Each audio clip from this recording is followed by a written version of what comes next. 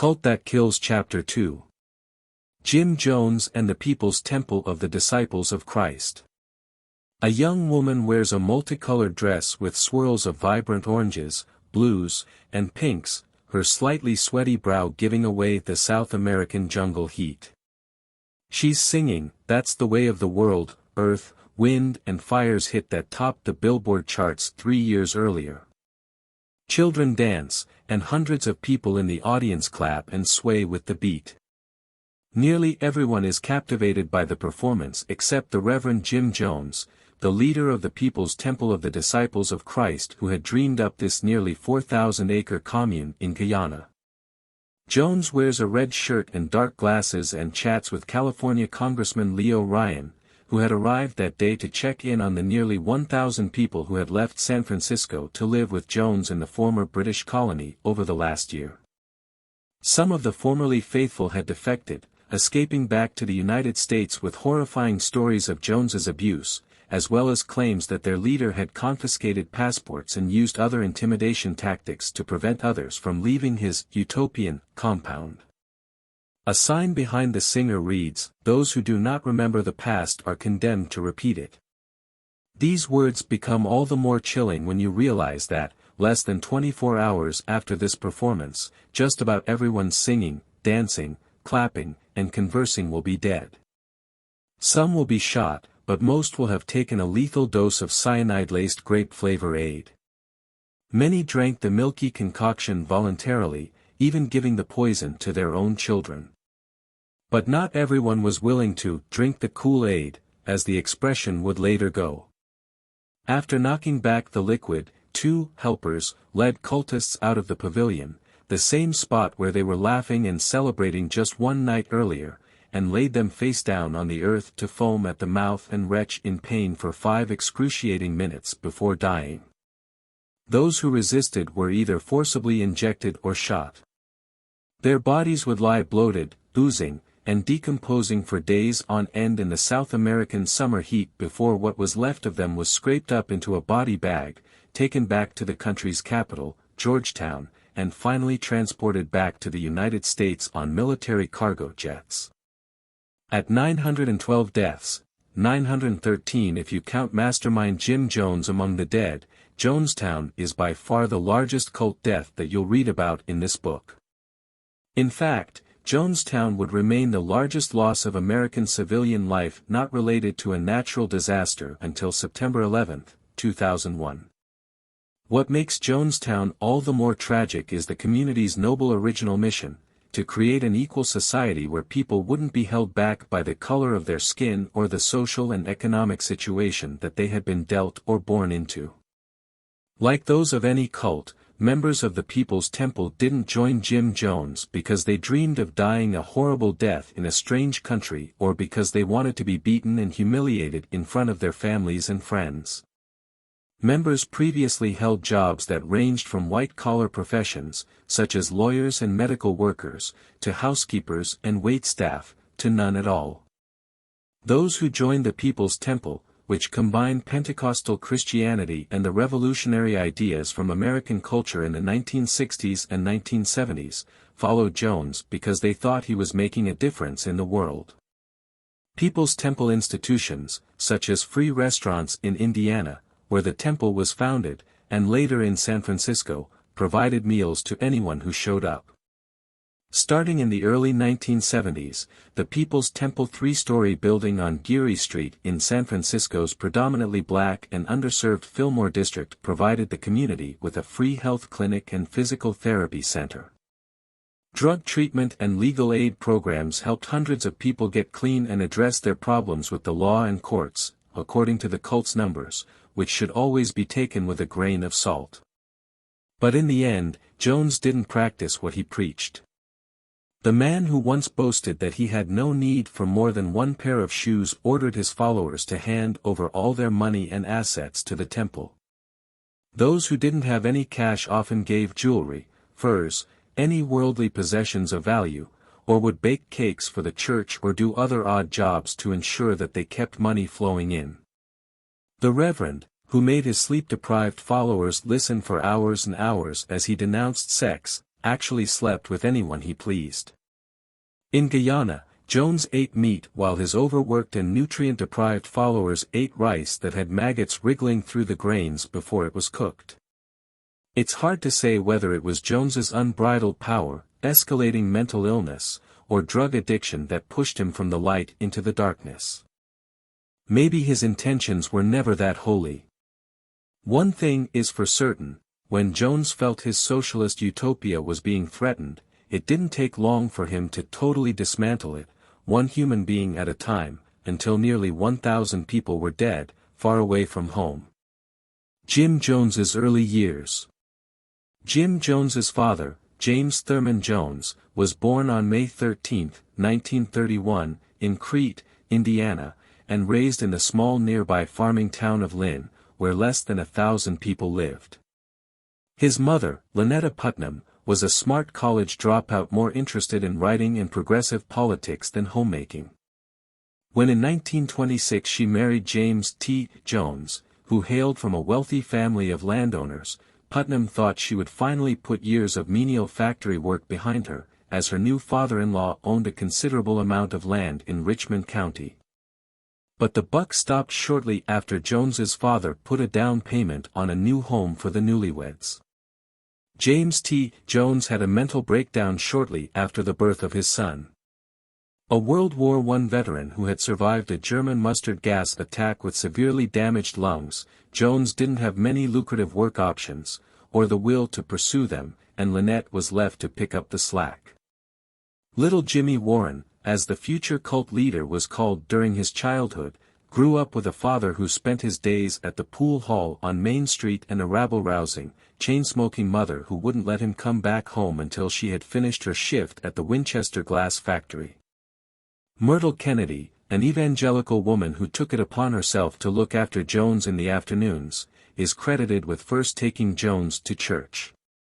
Jones became enraptured with religion, in particular the Pentecostal holy rollers who spoke in tongues and rolled around on the floor to express their devotion to Christ. Jones, a voracious and advanced reader from a young age, also had a propensity for preaching and a curious obsession with death. It wasn't uncommon for Jones's friends to find him out in the woods by himself, delivering a fiery sermon while standing on a tree stump. Around the time he was 10, Jones had built an altar in the attic of his family home. He would preach to his friends while dressed in a white sheet against the backdrop of candlelight. On one occasion, when one of Jones's friends disobeyed his orders during a sermon, the young reverend fetched his father's .22 caliber rifle and took a shot at the boy. Though Jones missed, he was still suspended from school and not allowed to see his friends for a while. Jones is often remembered as having a pack of stray animals following his every move, and some of his playmates have recounted that he tortured and killed animals in order to give them a proper funeral service and burial. There were also the casket factory break-ins. Jones's small hometown had a disproportionate number of companies that catered to the dead. 5 of the 13 local businesses manufactured coffins, according to a New York Times profile of Jones that was printed in the days following the massacre in Guyana. Most everyone in Lynn kept their doors unlocked, and the casket warehouse was not an exception. One night, Jones led a group of kids into the factory, instructing them to climb inside the coffins to experience for themselves what death might feel like. His accomplices were either too spooked or bored to come back with Jones, who kept returning to play dead. The peculiarities didn't stop there. One time, Jones was convinced the Lord had instilled in him the power of flight. He leapt from the roof of a house, breaking his arm after falling to the ground. And while other boys in town pretended to be heroes while they played, Jones was more likely to emulate Adolf Hitler. Tim Reiterman, a journalist who survived the ambush against Congressman Ryan and who later wrote Raven, the untold story of the Reverend Jim Jones and his people, has said that Jones sought out acceptance and a family through churches but at the same time had a tremendous need for power and control. Good and evil coexisted in Jim Jones throughout his life. I really do believe, having gone back to his birthplace in Indiana and tracing his life, that the seeds of the madness that the world saw in November 1978 were there from his earliest years, Reiterman said in an interview with Time on the 30th anniversary of the Jonestown massacre. By the time he was a teenager, Jones had given his first sermon at a Pentecostal church and was preaching on street corners. And at his high school, Jones's future interest in communism, already influenced by his mother's left-leaning politics at home, was taking root. Jones joined the Christian Youth Fellowship, where the idea of compassionate and equal churches, and what members called Christian communism, was often the topic of conversation. James T. Jones was dead before his son turned 18.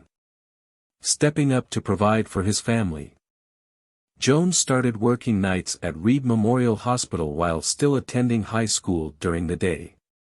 There, Jones met a senior nursing student and his future wife, Marceline Baldwin. Marceline and Jones crossed paths as she was preparing a dead body to be picked up by a funeral director. Apparently, she was impressed by the warmth and compassion that Jones showed to the bereaved. Jones went away to college the following year to study education.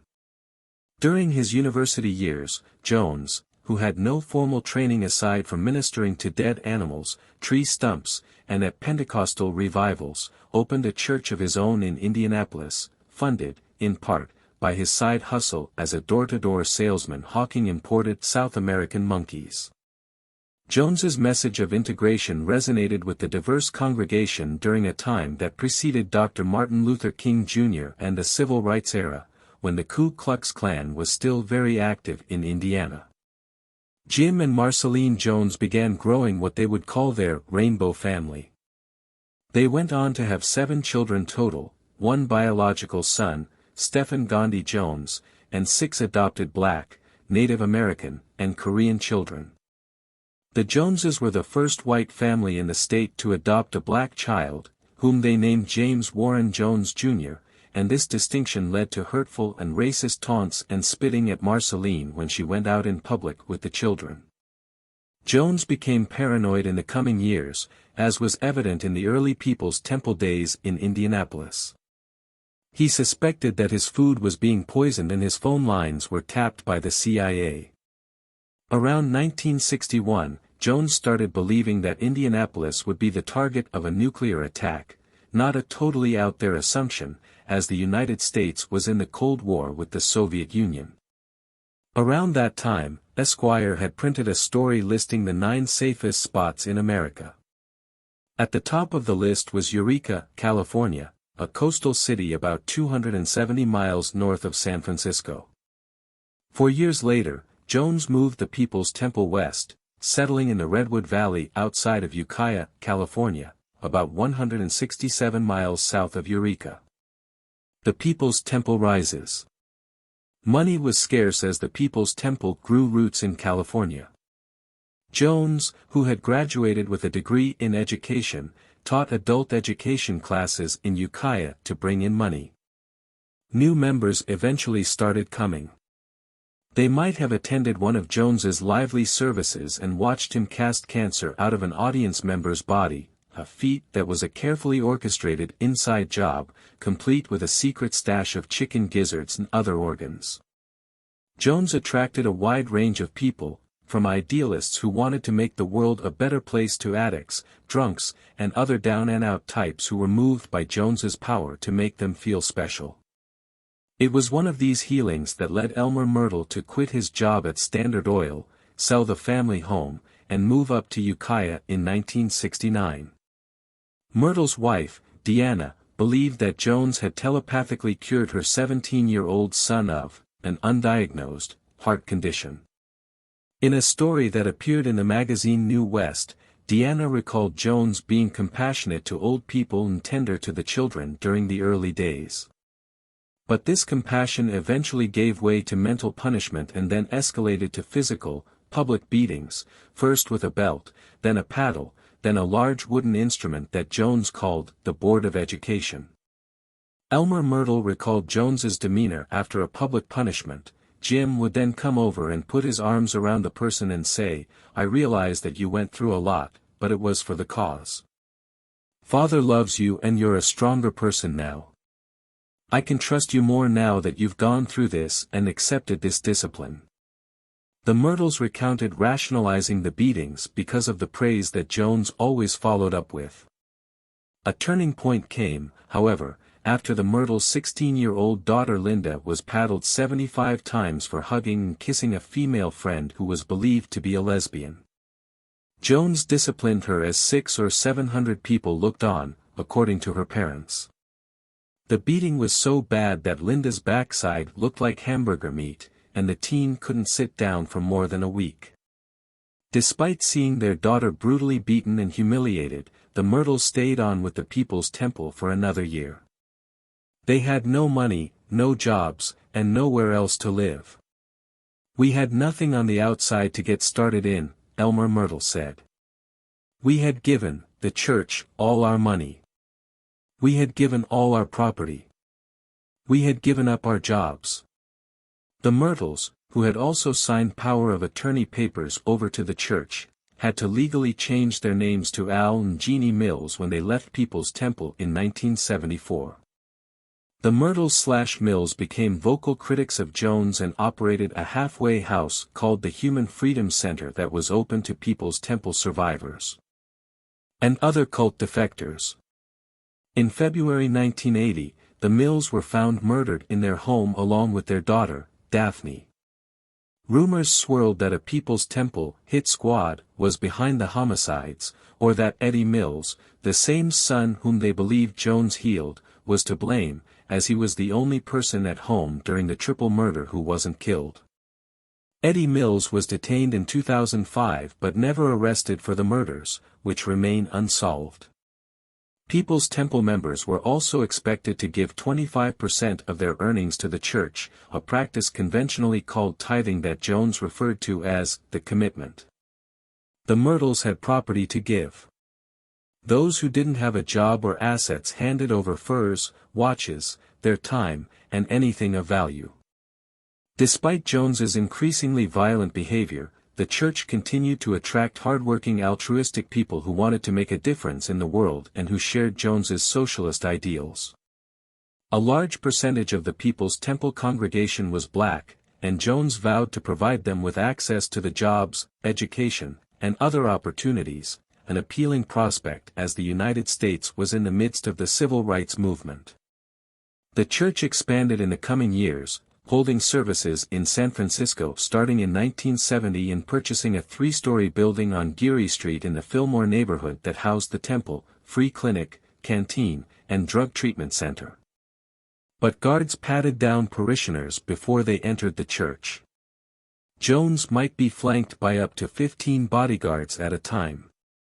Visitors, even high-profile California politicians whom the People's Temple helped elect through letter-writing campaigns, canvassing, and other shows of force, were discouraged from dropping by unannounced.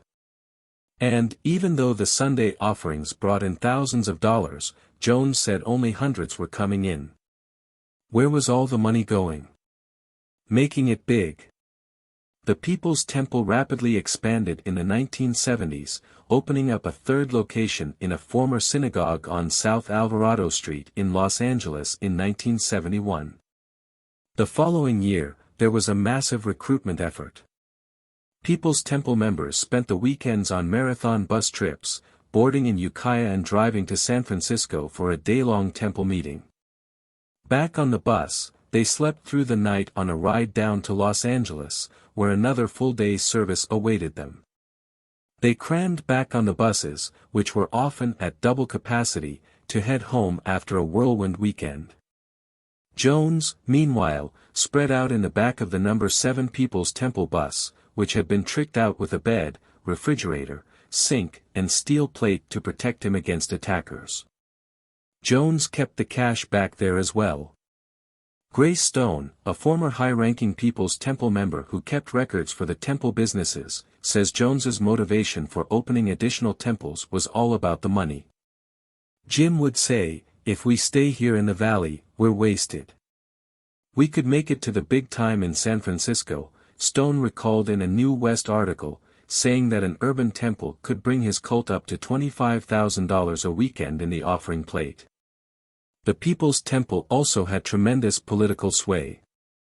With its sheer number of followers, People's Temple could influence local elections. Even during the early days in Ukiah, Jones reportedly managed to control nearly 16% of the vote during off-year elections. The political power of the People's Temple only increased when it got to San Francisco. Jones's followers are credited with helping elect progressive leaders such as San Francisco Mayor George Moscone and City Supervisor Harvey Milk through rallies, canvassing, and voting for them. Jones organized mass voting fraud, sending his followers to different areas of California to vote for the candidate that the cult was backing.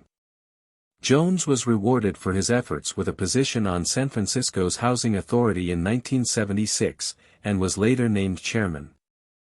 The People's Temple hosted dinner for high-ranking California dignitaries, and Jones counted Governor Jerry Brown among his friends.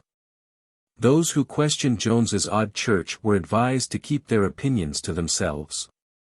But while Jones was shaking hands, making allies, and infiltrating San Francisco city government, even more disturbing things were going on behind the scenes. In 1973, Jones started holding what would become known as suicide drills, after several members defected from the temple. One member recalled Jones telling the crowd at the evening meeting that they were going to celebrate that night, and paper cups with wine were passed out. After everyone had finished, Jones informed them that they had just drunk poison that would kill them in 30 minutes. When a half hour passed and no one died, Jones told them that this had just been a drill that he thought up to test their loyalty. Apparently, they passed. Escape to South America. We're going to have to get our heads out of the sky and realize that if we want heaven, we'll have to build it here, on earth, for ourselves. By Jim Jones at the People's Temple press release. On August 1, 1977, Jones fled to Guyana just hours before a negative article about him and the People's Temple was set to hit newsstands in New West. 12 former members bravely went on record in Inside People's Temple, where they shared their first-hand account and insights into Jones's fake healings, marathon meetings that would last until the sun came up, physical and mental abuse, and financial hoarding, which included pilfering government money that was supposed to be used for a school for emotionally disturbed boys. Journalists Marshall Kilduff and Phil Tracy described life in Jones's world as a mixture of Spartan regimentation, fear, and self-imposed humiliation. Jones wasn't the only one who wanted to stop the presses. The New West offices received some 50 phone calls and 70 letters per day leading up to the publication, including a message from California's Lieutenant Governor Mervyn Dimley to leave Jones alone. "He's a good man who does good work," was the spirit of many of the communications. Once Jones left the U.S., People's Temple members quickly followed him south to Guyana. They packed up under the cover of darkness, many of them leaving without telling their families where exactly they'd be going, or why. There was unbelievable excitement among Temple members, who were thrilled at the opportunity to go to Jonestown, this paradise community with so much potential. Upon arrival, they handed over their passports, money, jewelry, social security checks, and any other valuables to Jonestown officials. Jones had leased 3,800 acres in Guyana, the only English-speaking and socialist country in South America, a few years earlier. He had a 25-year lease on the land, and, after some bartering, ended up paying 25 cents an acre. He was also cozy with higher-ups in the Guyanese government, which allowed Jonestown boats to bypass Guyanese customs to bring in produce and supplies. The terrain was rugged, and there was much work to be done to build the compound, officially called the People's Temple Agricultural Project. Luckily for Jones, he had about 1,000 people whom he could trust, or control, to cut wood, drive tractors, and do the heavy weeding necessary to get the community up and running. Some former members recall those early days in Guyana as fresh, exciting, and full of potential. Everything was new and unique, and just fun, we just had fun with it as it grew. I just love that we created what we ate, that we did all these jobs," recalled Laura Johnston Cole in the documentary Jonestown, The Life and Death of People's Temple. Odell Rhodes, one of the few people who managed to escape the Jonestown massacre after it started, later reflected on the early days positively as well. "It was the hardest work I ever had. But it wasn't as though you just waited for the day to be over. You were at work with all your friends, and you knew that the work you did would bring food to the people you liked. I didn't mind. I was happy with the work," Rhodes said in the 1981 book Awake in a Nightmare, Jonestown, the only eyewitness account. Jim Jones Jr., Jones's adopted son and namesake, recalled the new community as an opportunity for African Americans from impoverished backgrounds to finally be shareholders in a community. But behind the smiling faces of Jonestown residents in early photos and footage was an isolated world controlled by Jim Jones. Days were regimented, with lights on at 6 a.m. Breakfast consisted of rice, watery milk, and brown sugar. Everyone at Jonestown had a task, and those working in the fields might have had to walk an hour and a half in 100-degree heat and then work for 10 hours, subsisting on little more than their nutrient-free breakfast and more rice for lunch. After putting in a full day of labor, they'd make the trek back to their homes, take cold showers. Jonestown lacked flush toilets, too, and eat dinner, more rice, perhaps mixed with wild greens. Russian language lessons started after dinner, as Jones often contemplated moving the People's Temple to the Soviet Union as a way to put more space between them and the hostile United States. Adam Lusher reports in The Independent that People's Forum meetings were held up to 3 times a week, sometimes continuing until 3 a.m., with Jones denouncing sex as animalistic, doling out public humiliations, beratings, and beatings, and working to instill his paranoia in his followers. They couldn't go back to the U.S., he said, because people were trying to get rid of blacks and Native Americans. Guyana was their only hope. Exhausted and depleted, Jones's followers would return to their small wood cottages, with beds crammed together for maximum capacity, to get what little sleep they could and start all over again at 6 a.m. Leaving wasn't an option. When community members expressed an interest to go, or that they were homesick, Jones would clutch his chest and act as if he were having a heart attack. Temple members were encouraged to inform on others who were talking about leaving. Snitches were rewarded, and those who had been turned in for contemplating an escape were taken to the extra care unit, where they would be drugged, sometimes for weeks at a time, and come back a shell of their former selves. Armed guards patrolled the commune's exits and surrounding trails, while sentries kept watch from a tower, which, strangely enough, was painted with yellow fish and doubled as a children's slide on a lower level. But there wasn't any barbed wire surrounding the complex.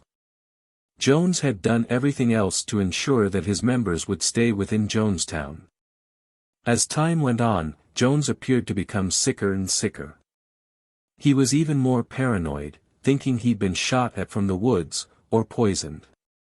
He would stumble more, and slur his words, returning to his wood house, slightly bigger than all the other shacks, and return amped up and full of energy. The extent of Jones's drug addiction wouldn't be uncovered until after the massacre, when reporters on a tour of the compound would find needles, morphine, hundreds of Valium pills, and barbiturates in Jones's medicine cabinet. As the days at Jonestown went on, family members and friends that People's Temple members had left behind grew increasingly concerned. Several lawsuits were filed by parents trying to get their children back from Guyana. A concerned relatives group formed. Jones deployed what he called White Nights. During these White Nights, People's Temple members were woken up by sirens and told to quickly congregate in the pavilion. Inside, they were instructed to drink what they were told was poison. A few hours after the suicide drill started, Jones's voice would come on over the loudspeaker, declaring that this was just a test to see who was loyal to him. In May 1978, a high-ranking aide named Deborah Layton escaped. Layton would later say in a deposition that during these white nights, Jones told them that they were surrounded by enemies that would torture them if they were captured, and to drink the poison. They did as they were told. The concerned relatives group had the ear of Congressman Leo Ryan, who represented San Mateo County and was concerned that his constituents were being held against their will and that Jones was stockpiling ammunition. With great preparations, Ryan left to see Jonestown for himself, accompanied by a delegation that included reporters and his aides. Ryan's group arrived in Jonestown on November 17, 1978, without any protection from the military or the State Department, even though they had reason to expect violence. They toured the People's Temple vegetable gardens, medical clinic, and daycare, and were impressed by the amount of work and dedication it had taken to build this community from the ground up. To round out the evening, People's Temple members performed in the pavilion, and Ryan told the crowd that from what he had learned so far, some people believed Jonestown was the best thing that ever happened to them. But something very sinister was brewing under the smiles, cheers, and press photo ops. November 18, 1978. Jonestown survivors remember the day starting off as sunny, with black clouds, a rainstorm, and high winds suddenly and swiftly blowing through. Journalists were conducting interviews, and Tim Reiterman recalled Jones's sallow skin and weak handshake. When he spoke, there was a constant undercurrent of paranoia, Reiterman said in Time. He even seemed to put a figurative gun in the hands of us journalists, saying we don't need to shoot him, that our words have that kind of effect. He was clearly viewing himself as a martyr, and it was very bothersome to realize that over 900 lives were in the hands of this man. All the while, notes were being passed to reporters asking for help to get out of Jonestown, and several Temple members told Ryan's legislative counsel, Jackie Spear, that they wanted to be on the plane out of Jonestown with the congressman. Although Jones claimed in interviews that anyone was free to leave, this was clearly not the case, and as his dissatisfaction grew, the scene grew more chaotic. More people stepped up, saying they wanted to flee the jungle, utopia, as well. As emotions peaked, a man named Don Sly pulled out a knife and attempted to stab Ryan. Sly ended up stabbing his own hand in the process, and footage later showed Ryan emerging from the pavilion with visible blood stains on his shirt. Although Ryan was supposed to spend the night in Jonestown, he left with the group of defectors for the Port Kaituma airstrip 6 miles away. While the group waited for the airplane to leave, a tractor-trailer pulled up with People's Temple guards wielding guns. The congressman and others searched for shelter on the tarmac, hiding behind tires or lying flat, pretending to be dead. Ryan was shot more than 20 times and died at the airstrip alongside news reporters and crew members Bob Brown, Don Harris, and Greg Robinson. Spear, who was shot at point-blank range, lay wounded with 9 others who were left for dead and not rescued until 22 hours after the attack. As the chaos unfolded outside, one of the defectors already on the airplane, Larry Layton, pulled out a handgun and opened fire, shooting 2 escapees and attempting to fire at a third. The massacre. Back at Jonestown, Jones's wife, Marceline, advised everyone to calm down and get some rest in their cabins. But before too long, a message came over the loudspeaker: report to the pavilion immediately. When everyone had assembled, Jones told his followers that he'd had a premonition: someone on the airplane would shoot and kill Congressman Ryan, sending the plane crashing down. He didn't know how, or why, but he knew it was going to happen. Jones told them the Guyanese Defense Force was en route to Jonestown and would start shooting and torturing people within the hour. In addition, he told them Ryan's death would only mean more scrutiny for their community. The Americans would be coming, too, and everything would be ruined. The only choice they had left, according to Jones, was to die with respect, die with a degree of dignity. But he also gave his followers a chance to speak up if they disagreed with his fatal plan. One woman named Christine Miller threw in her dissenting voice, asking if it was too late to be airlifted to Russia. Jones, sounding exacerbated, told her he was trying to get Russia on the phone. "What more do you suggest?" he snapped on the so-called death tape recording made that day.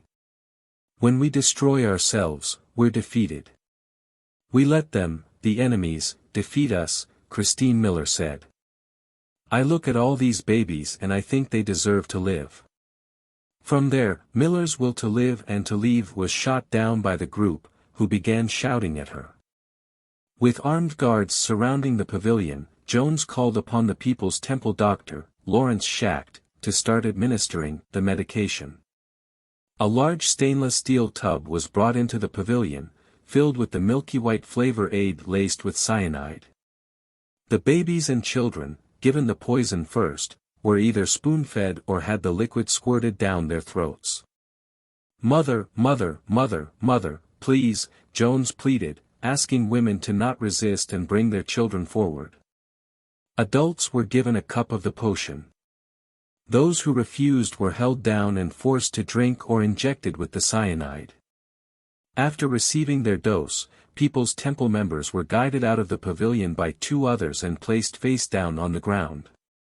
This wasn't a humane act that allowed people to die outside in nature, on the ground they had cleared with their own hands. Rather, it was an orderly process to dole out poison without being slowed down by the dying. It was a death assembly line, Henry Ford style. As time passed, Jones encouraged his followers to meet death, telling them that death is just stepping over into another plane and that good communists died with dignity, not in hysterics. One by one, hundreds of people took the poison, including more than 300 children. Whether anyone truly took their dose voluntarily is up for debate. They spent 5 agonizing minutes holding each other, convulsing, retching in pain, and gasping for air before they took in their last breath in jungle of South America. Jones, 46, would be found, not with his people in the mud, but on the pavilion stage near the chair where he gave his sermons, a fatal bullet wound under his right ear. Aftermath.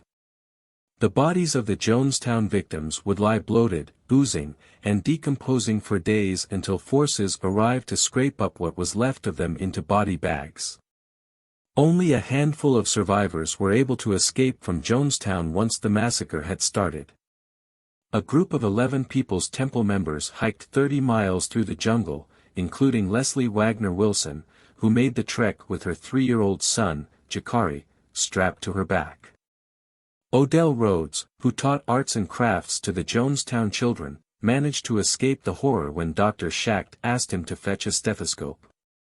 One survivor hid out in a ditch, another woman fell asleep while taking cover under her bed, waking up the next day. Humans were not the only beings to perish that day. Cats and dogs, even the Jonestown mascot, a chimpanzee named Mr. Muggs, were shot and killed. Other People's Temple members survived because they were away on temple business that fateful day. Jim Jones Jr. was at a basketball tournament in Georgetown, Guyana's capital city, when he got a call over the radio that something went down. 3 other men were instructed to take $500,000 in cash to the Soviet embassy in Georgetown after the chaos started earlier that day. 3 days after the massacre, responding Guyanese troops estimated the Jonestown death toll at around 400. The United States sent hundreds of troops down as well, and helicopters flew over the jungle, calling out to potential survivors over a loudspeaker. But just a dozen or so people were found in the jungle, and after a few days U.S. officials began to wonder if hundreds of people really had managed to escape Jones's final solution. Then, on November 25, U.S. officials said the responding Guyanese troops made a horrifying discovery: there were more uncounted dead bodies to be found layered underneath the visible corpses. "We simply began to discover more and more and more bodies," Air Force Captain John J. Muscatelli was reported to say in the Washington Post. "Under adults we found smaller adults and children, and more small babies than anticipated. It would take emergency responders 8 days to pack the bodies in plastic bags. Just 9 autopsies were performed in Guyana, including Congressman Ryan's, and the Guyanese government made an exception to a law that required the rest to be autopsied. Remains were packed into aluminum coffins and transported via cargo planes back to Dover Air Force Base in Delaware. The bodies that were able to be identified were released to their families. The remains of 248 others would eventually be buried in a mass grave at Evergreen Cemetery in Oakland, California. Survivors of Jonestown and the Port Kaituma attacks were taken to the Park Hotel in Georgetown, which, by the following week, was swarming with reporters from around the world. The survivors, some of them children, stared at the reporters with vacant, ancient eyes. There were literally hundreds of journalists from at least 5 continents in Georgetown. It was madness. Virulent lunacy. And when you tried to assemble bits and pieces of the story, none of it fit together. There was no perspective, no center. Rolling Stone journalist Tim Cahill wrote about the scene at the hotel. About 85 survivors stayed in Guyana, either at the hotel or at the People's Temple House, for about a month before flying back to the United States. Once the survivors landed in New York, they met federal agents who were waiting to question them. Their passports were seized, and they had to pay a repatriation fee. In the days following the massacre, about 25 People's Temple members who were still living in San Francisco took refuge in the locked Geary Street headquarters. On November 20th, relatives waiting to hear about the fate of their loved ones went to the temple. According to an Associated Press report, a woman named Margie Henderson pounded on the fence, yelling, "Where's my mother? Shoot me. Shoot me like you shot them." By the time journalists were cleared to travel to Jonestown, the smell of death was so overpowering that it could be detected inside the airplane, 300 feet in the air. Charles Krause of the Washington Post said that Jonestown from the sky literally looked like a garbage dump where somebody dumped a lot of rag dolls. The press corps toured Jones's home, rifling through books and magazines about communism and conspiracies, his well-stocked medicine cabinet, and his collection of self-analysis letters addressed to Dad. Marceline Jones also died in Guyana, and her parents back in Indiana handled the funeral arrangement for their daughter and the deposed Reverend. Ernest Mills from Doan and Mills Funeral Home in Richmond, Indiana, recalled that when the Joneses' funeral was being planned, People's Temple members from California were planning to charter buses to come and mourn. The FBI wanted a layout of the building for security purposes. Because of all the fuss, Jones's ashes were ultimately scattered at sea, while his wife's remains were buried in Indiana's Earlham Cemetery without fanfare. At the time, Jonestown was considered an act of mass suicide. But as more information came out, the victims of Jonestown have been considered murder victims more so than willing participants. Larry Layton was the only People's Temple member to be tried for the events of November 18, 1978. After his first trial ended in a hung jury, Layton was convicted of 4 charges in March 1987, conspiracy in aiding and abetting in the shootings of Congressman Ryan and Richard C. Dwyer, deputy chief of the U.S. mission in Guyana, who had been shot at the airstrip but survived, conspiracy to commit Ryan's murder, and conspiring to attack Dwyer. He was sentenced to mandatory life terms for the conspiracy murder charge. His family, People's Temple members, and cult scholars petitioned President Bill Clinton for a pardon, which never materialized. Layton was eventually granted early release and left a federal prison in 2002. He reportedly lives in Northern California. Jackie Speer, Ryan's legislative aide who took cover under the wheel of the plane on the Port Kaituma airstrip, is now Representative Jackie Speer. She has held Ryan's congressional seat since 2008. Jim Jones Jr. would spend the first 15 years after Jonestown going by the name James Jones. He told talk show host Oprah Winfrey that he forgives his father, who suffered from mental illness, drug abuse, and unchecked power. 900 people died, and I miss them every day. But I also recognize that they tried. They tried something, they failed horrifically, but they tried, and out of that, I've taken a lot of pride to realize that I'm Jim Jones Jr. I can't hide from that, he said in 2010. Down in Guyana, Jonestown has largely been viewed as an American problem, and the incident never received a government investigation. A story on the 10th anniversary reported that the Ministry of Information had only recently started helping arrange visits to the site, and it wasn't until 2009 that the Guyanese Tourism Authority erected a plaque commemorating the victims. No one has ever tried to rebuild or settle on the site out of fear, though there have been talks of redeveloping Jonestown as a dark tourism site that could bring in much-needed tourism dollars to the impoverished area. Many locals believe Jonestown is haunted by evil spirits of Caribbean lore, called Jumbies. Despite Jones's intentions and abuse, the commune was a hopeful experience, full of promise for so many and a place where they could work to make the world a better place. In the decades since, the jungle has reclaimed the hundreds of acres that were so quickly and lovingly cleared. A decade after the massacre, only a few of the pavilion support poles remain. None of the 100 or so buildings survived, and abandoned equipment has gathered rust. The site where nearly 1,000 bodies lay dead for days before being rescued from the elements, has been covered in weeds and a bougainvillea bush that left the charnel ground in a cascade of bright purple, William R. Long reported in the Los Angeles Times.